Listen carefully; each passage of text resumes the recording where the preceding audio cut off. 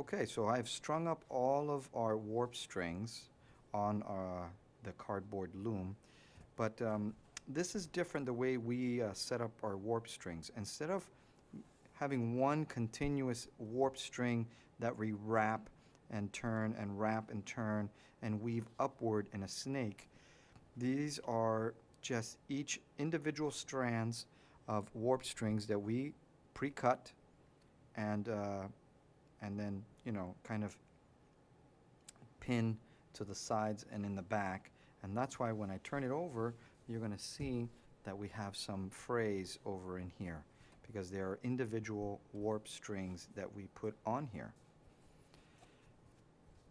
and these will become the frays that you see at the end of the triangular weave, which are these right here. Now if you don't like this or you don't want this, then later you'd have to get a needle and weave it back in to have it disappear. Okay? Now, we are ready to begin our next part, which is we're going to have to take, for this type of triangular weave, we're going to have to put a diagonal warp string here that's going to be kind of like an anchor, like a clothesline anchor, where we will begin pulling our warp strings and weaving them downward as we go. And I'll show you what I mean. But for now, you're going to grab two pieces of yarn that are diagonally long enough to have some give on the edges. So in other words, they also become part of the fray. And what we're going to do is, you'll notice right here I have the blue inside of this little slit. So right next to it, I'm going to go ahead and put these other two red ones. That's why the slit, you should cut it at least ½ inch in. If you cut it too short, you're not going to be able to do this. So now I'm going to pull diagonally and pin it right over here where my pink one is. And I can see that I probably could pull some more over here to give some more red over here. So I'm going to go ahead and pull that.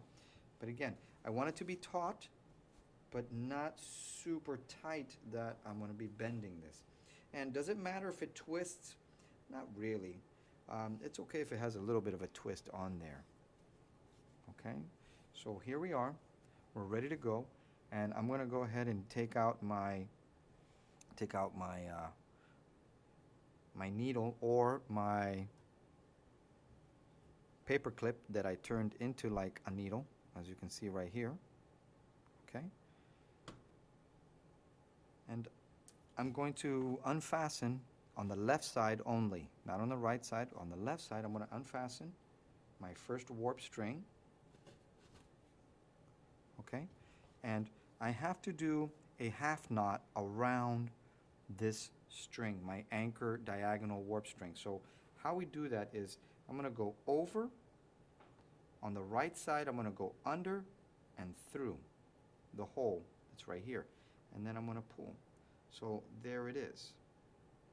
Okay, that's the first thing I'm going to do. Then after I've done that, I will then take it and see, I have it up like that. I'm going to take it and I'm going to go under, over. You see this? I go under, over, under, over, under, over, under, over, under. Just a little bit right here. This is what I'm doing. And I'm going to hook my yarn in there. So you see what I've done. And I'm going to go ahead and gently pull, because there is a hook, so it may pull through.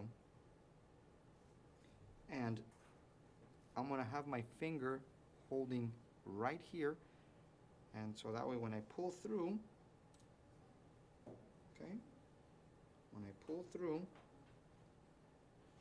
I'm not bending this down. I don't want to pull this down. I do not want my warp string to bend like this.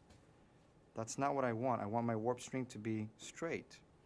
And you know, you can always pull on that warp string as it loosens up. Just pull on it a little bit to keep it tight. Now, I do have to keep weaving a tabby weave all the way down. But I'm just going to do the next one just so that way we can go ahead and see what we're doing.